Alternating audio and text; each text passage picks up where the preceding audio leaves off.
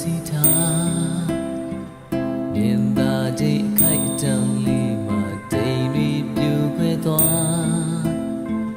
ငါထိုင်နေခဲ့တာအားလုံးပေါင်းကြည့်တော့တည့်နေ့လောက်တဲ့ပိုနိုင်မမလား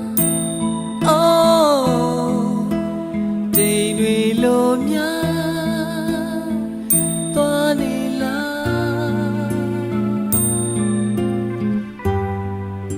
အချိန်ဆိုတာဘဝတွေဖြစ်စခြင်းပေါ်မသာငါနှလုံးသားများဘသူ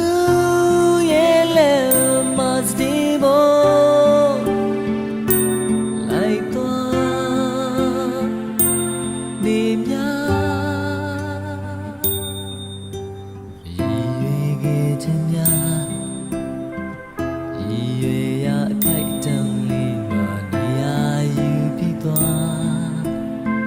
ငါငြိမ်နေတော့မယ်အားလုံးနေမျိုးလို့ငါနှလုံးသားများနာကျင်ကြည်ခွေ